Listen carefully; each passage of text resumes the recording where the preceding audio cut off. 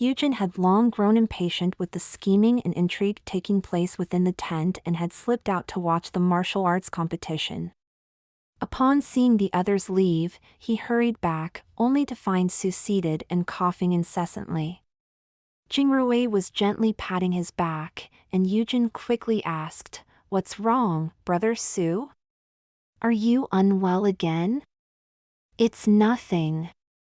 Su took a sip of the tea that Jingrui handed him, wiping away the tears that had been coughed up from the corners of his eyes. Both the Crown Prince and Prince Yu were wearing a particular fragrance. "I'm not used to it." "Ah, I know what you're talking about. That's the dragon's breath fragrance from the Eastern Sea, a gift from the Emperor. Only those two have it. It does have a strong scent, no wonder you're not used to it, brother Su. But I heard it's excellent for invigorating the mind and even has aphrodisiac effects." "Is that so?" Su responded absent-mindedly, glancing at Shibi, who was standing nearby, seemingly not paying close attention to their conversation. The information about his aversion to the dragon's breath fragrance would most likely be relayed to Prince Yu by Shibi tonight, ensuring that the prince would not wear it the next time they met. Both Jingrui and Yujin were certainly not the Crown Prince's men, so it was unlikely that anyone would inform him of this news. However, if the Crown Prince also deliberately refrained from wearing the fragrance during their next encounter, it would indicate the presence of his spies within Prince Yu's residence. On the other hand, if the Crown Prince remained completely oblivious to the information and still appeared before him wearing the dragon's breath fragrance, then Prince Yu's abilities and resourcefulness would warrant a re-evaluation, and his standing would significantly rise in Su's estimation. Following this, the atmosphere finally became much more peaceful, with no more diverse array of visitors arriving, allowing them to quietly watch several matches. Although no exceptional talents had emerged yet, the contests were far from dull. At noon, there was a 2-hour-long break in the competition. The curtains of the Phoenix welcoming pavilion continued to flutter, making it unclear whether the Emperor was still present or not. It was likely that he had only made a brief appearance and would not insist on sitting through the entire event for several days. Yujin had somehow arranged for food and drinks to be sent over, and he enthusiastically discussed the morning's events while waiting for the afternoon matches to begin. Among everyone present, he was probably the only one who truly focused on the competition. Not long after noon, Shibi found an excuse to slip away, and Jingrui, seeing Su's languid and weary appearance, suggested they return to their residence early. Yujin tried to persuade them to stay but ultimately could only stand forlornly by the entrance of the tent, bidding them farewell. As soon as they boarded the carriage, Su leaned back on the soft cushions and closed his eyes to rest. Jingrui did not disturb him and sat quietly beside him, seemingly lost in his own thoughts. The carriage swayed gently, and their shoulders brushed against each other from time to time. The atmosphere was tranquil, yet tinged with a subtle sense of stagnation. "Jingrui, when we left earlier, did you see it?" After a while, Su gently asked. Jingrui's heart jolted, and his fingers unconsciously fiddled with the tassels on the window curtain. It took him a long time to finally respond with a soft mm. "Did you? How did it make you feel?" Su opened his eyes and slowly turned his gaze towards his companion, who was also intently looking back at him. Within his bright, clear eyes, there was a mixture of sour, sweet, and astringent emotions, seemingly still somewhat bewildered, yet also incredibly lucid. The first thing I noticed was, her hairstyle had changed. The strands of hair that used to hang down were now all coiled up, and it looked quite lovely, even more so than before. Jingrui squinted slightly, as if recalling the scene, then I saw the people beside her, their hands linked together.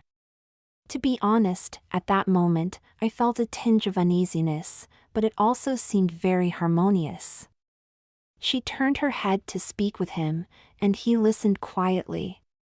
The scene appeared incredibly pleasing to the eye, with no discomfort whatsoever. Especially the way he looked at her, that gaze, it made me feel that Miss Yun's wait for him was entirely worthwhile. Perhaps even during the time I was most infatuated with her, I couldn't look at her with such a gaze. Brother Sue, I don't know why, but I know that I still can't do it now. It seems like I'm lacking something, but I can't quite figure it out.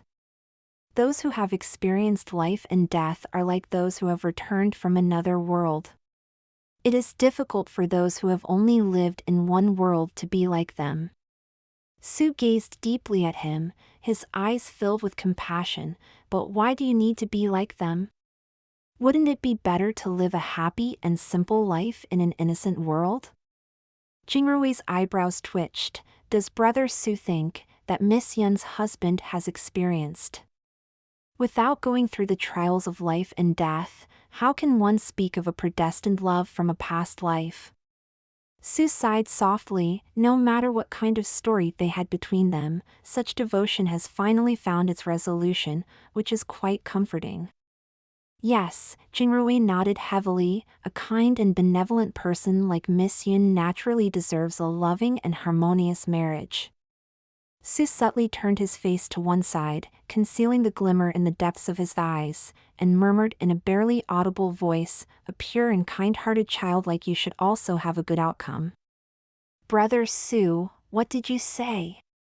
Jingrui leaned in to listen carefully but couldn't quite catch the words. I said, a good child like you will surely meet a lovely young lady in the future. In the future. Jingrui sighed, his gaze becoming distant for a moment before he lifted the carriage curtain and turned to look outside. Originally, it was just a casual glance, but as soon as he looked out, he saw a crowd gathered around a corner not far ahead, with a carriage parked in the middle of the throng, and the sound of scolding could be heard from within. Jingrui, stop the carriage and see what's going on. Sue also propped himself up to look outside. I heard the sound of a child. All right. Jingrui complied, ordering the coachman to stop, and jumped down from the carriage to take a closer look. In fact, those gathered were all dressed in the same servant attire, and the lantern hanging in front of the carriage bore the emblem of the He family. The onlookers on the street didn't dare to approach, only standing at a distance to watch the commotion. Jingrui's brow furrowed, guessing who was flaunting their power in the street. He squeezed into the inner circle and saw that it was indeed Wen Ho, the son of the minister of the Ministry of Personnel, Jing Ho, who was kicking a thin boy while cursing and hitting him. You little mongrel, what are you doing running around? You scared my horse and almost made me fall off. As he spoke, he snatched a horsewhip from a follower's hand, preparing to strike with force, but was stopped by someone grabbing it. Who the hell dares? Wen Xin muttered half a curse before recognizing Jinrui's face, swallowing the rest of his words.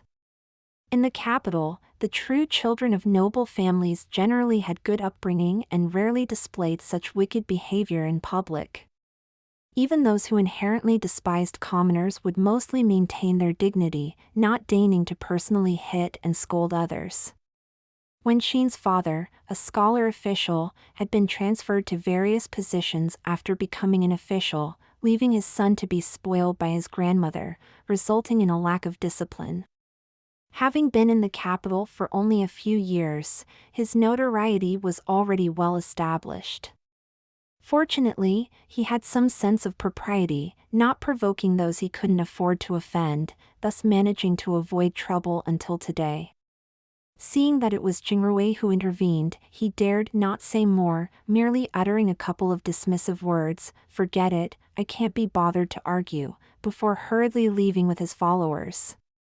Although Jingrui was angry, he couldn't possibly drag Wen Xin back for another beating, so he could only shake his head and crouch down to check on the young boy. The boy was thin and small, probably not even 10 years old, with several red handprints and slight swelling on his face. Seeing that his attacker had left, he slowly straightened his hunched body and hurriedly crawled around to gather the scattered books on the ground, stacking them into a tall pile and attempting to wrap them in an old piece of cloth. However, there were too many books and too little fabric, making it difficult to tie a secure knot. "What is your name?" Jingroe asked as he helped pick up a few books, gently touching the boy's shoulder. "You must have been kicked several times. Are you injured?" The boy shrank away from his hand, remaining silent with his head down. "Jingroe," Sue called from the carriage, "bring the boy over for me to take a look." "All right."